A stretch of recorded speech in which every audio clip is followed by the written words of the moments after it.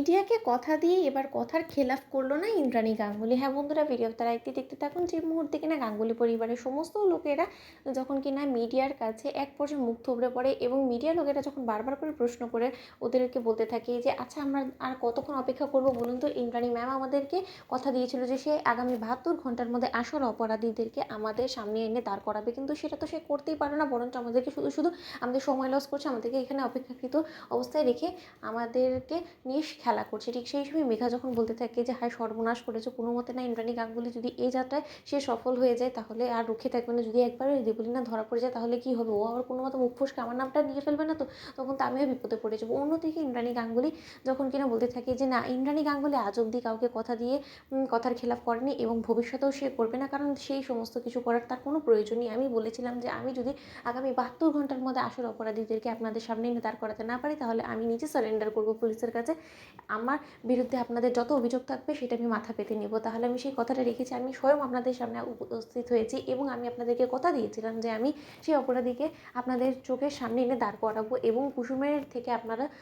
নিজেরাই পয়েন্ট নিতে পারবেন সেটা। ঠিক সেই সময় মেঘা যখন বলতে থাকে যে মনি তুমি সেই অপরাধীকে ধরতে পেরেছো বলতো, আমি তোমাকে বলেছিলাম না মনি এই সমস্ত কিছু করতে গিয়ে তুমি না আবার আগবারে বিপদে পড়ে যাও, এবং তোমার যদি কোনো বিপদ হয় তাহলে কী হবে বলো তো, কাল তো দেখতেই পেলে তুমি যে কুসুমের কী অবস্থা করলো। এবার যদি ওদের পেছন ছুটতে ছুটতে তোমার কিছু হয়ে যায় তাহলে আয়ুষ এই গোটা পরিবার ভেঙে চুরমার হয়ে যাবে। অন্যদিকে ইন্দ্রাণী গাঙ্গুলি যখন বলতে থাকে যে আমি কিন্তু কোনো মতেই শত্রুকে গলা লাগাতে একদম ভয় পাই না, কারণ সেই শত্রুকে দিয়েই তো আমি রীতিমতো অসুর বধ করবো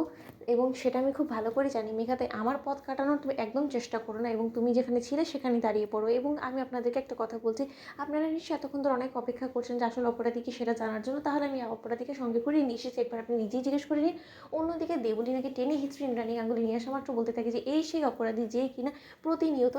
জেলে করাতের আড়ালে